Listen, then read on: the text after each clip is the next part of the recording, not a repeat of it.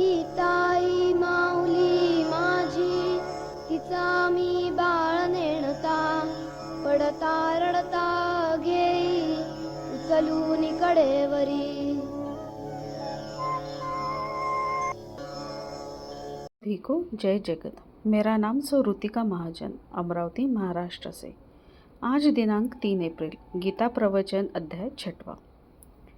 दिन रात ऐसा भयानक संसार हमारे चारों ओर भीतर बाहर धू धू करता रहता है। प्रार्थना अथवा भजन करने में भी हमारा हेतु बाहर ही रहता है। परमेश्वर से तन्मय होकर एक क्षण के लिए तो संसार को भूल दे, लेकिन यह भावना ही नहीं रहती। प्रार्थना भी एक दिखावा होता है। जहाँ मन की ऐसी स्थिति है, वहाँ आसन जमाकर बैठना और आँख मूंदना सब व्यर्थ है। मन की दौड़ निरंतर बाहर की ओर रहने से मनुष्य का सारा समर्थन नष्ट हो जाता है। किसी भी प्रकार की व्यवस्था, नियंत्रण शक्ति मनुष्य में नहीं आती। इसका अनुभव आज हमारे देश में पग पग पर हो रहा है। वास्तव में भारतवर्ष तो परामर्थ भूमि है। यहाँ के लोग पहले से ही ऊंची हवा में उड़ने वाले समझे जाते हैं। पर ऐसे देश में हमारी आपकी क्या दशा है? छोटी छोटी बातों की इतनी बारीकी से चर्चा करते हैं कि जिसे देखकर दुख होता है। क्षुद्र विषयों में ही हमारा चित्त डूबा रहता है।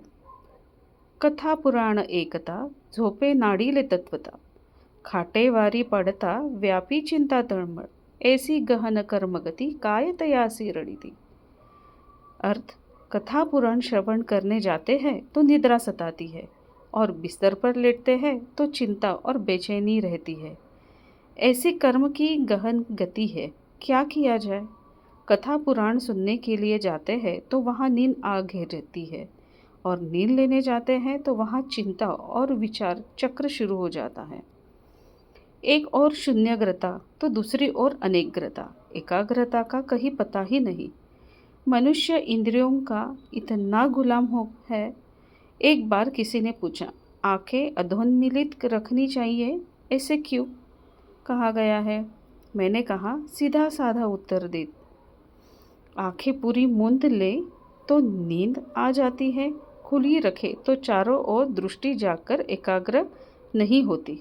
आंखें मूंदने से नींद लग जाती है, यह तमोगुण हुआ। खुली आंख रखने से दृष्टि सब जगह जाती है, यह रजगुण हुआ।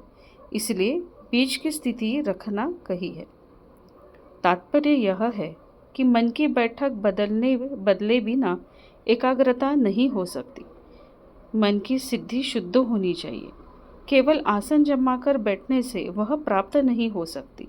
इसलिए हमारे सब व्यवहार शुद्ध होने चाहिए।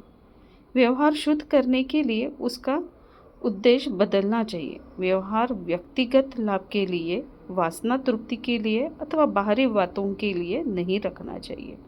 धन्यवाद।